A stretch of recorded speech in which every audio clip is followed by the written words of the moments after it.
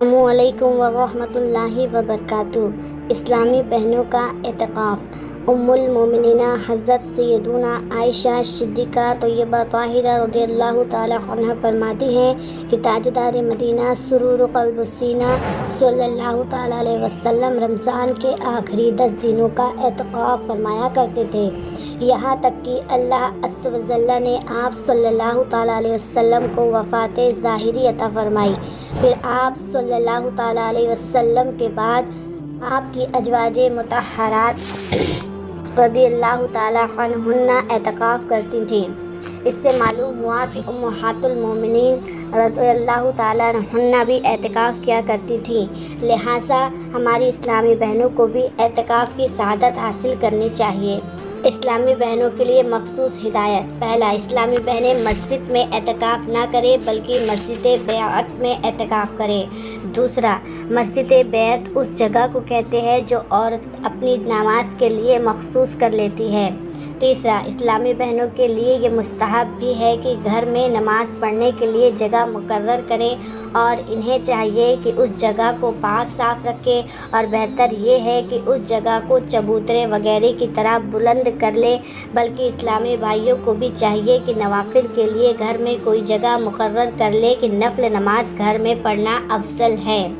چوتھا، اگر اسلامی بہنوں نے نماز کے لیے کوئی جگہ مقرر نہیں کر رکھی ہے تو گھر میں اعتکاف نہیں کر سکتی، البتہ اگر اس وقت یعنی جب کہ اعتکاف کا ارادہ کیا ہے کسی جگہ کو نماز کے لیے خاص کر لیا تو اس جگہ اعتکاف کر سکتی ہے۔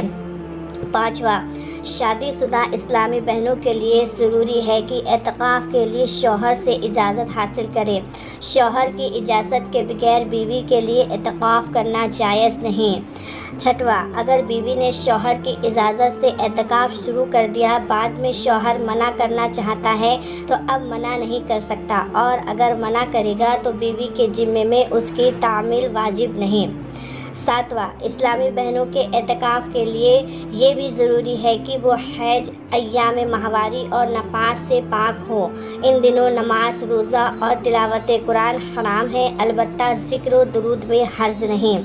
آٹھواں، اعتکاف سنت شروع کرنے سے پہلے یہ دیکھ لینا چاہیے کہ ان دنوں میں ماہواری کی تاریخیں آنے والی تو نہیں ہیں۔ اگر تاریخیں رمضان کے آخری عشرے میں آنے والی ہیں تو اعتکاف شروع ہی نہ کریں۔ ہاں، تاریخیں شروع ہونے سے پہلے تک نفلی اعتکاف کر سکتی ہیں۔ نواں، اگر کسی اسلامی بہن نے اعتکاف شروع کر دیا اور اعتکاف کے دوران ماہواری شروع ہو گئی تو اس پر واجب ہے کہ فوراً اعتکاف چھوڑ دے۔ اس صورت میں جس دن اعتکاف چھوڑا ہے صرف اس ایک دن کی قضا اس کے ذمہ واجب ہوگی، جس کا طریقہ یہ ہے کہ ماہواری سے پاک ہونے کے بعد کسی دن روزہ رکھ کر اعتکاف کر لے، مگر رمضان کے دن باقی ہوں تو رمضان میں بھی قضا کر سکتی ہے۔ اس صورت میں رمضان کا روزہ ہی کافی ہو جائے گا، لیکن اگر پاک ہونے تک رمضان ختم ہو گئے تو رمضان کے بعد کسی خاص طور پر اعتکاف ہی کے لیے روزہ رکھ کر ایک دن اعتکاف کی قضا کر لے۔ 10واں، اسلامی بہن نے گھر کی جس جگہ میں اعتکاف کیا ہے وہاں سے شرعی ضرورت کے بغیر نکلنا جائز نہیں۔ وہاں سے اٹھ کر گھر کے کسی حصے میں بھی نہیں جا سکتی، اگر جائے گی تو اعتکاف ٹوٹ جائے گا۔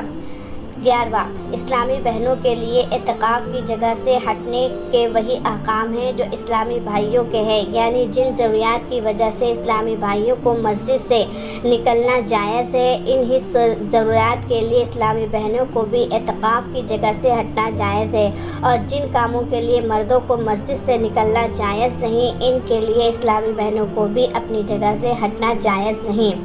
12واں، اسلامی بہنیں اعتکاف کے دوران اپنی جگہ بیٹھے سینے پیرونے کا کام کر سکتی ہیں، گھر کے کاموں کے لیے دوسروں کو ہدایت دے سکتی ہیں، مگر خود اٹھ کر نہ جائیں۔ 13، بہتر یہ ہے کہ اعتکاف کے دوران ساری توجہ ذکر، تلاوت، درود، تسبیحات اور دیگر عبادت کی طرف رہے، دوسرے کاموں سے زیادہ وقت صرف نہ کریں۔ جزاک اللہ خیر۔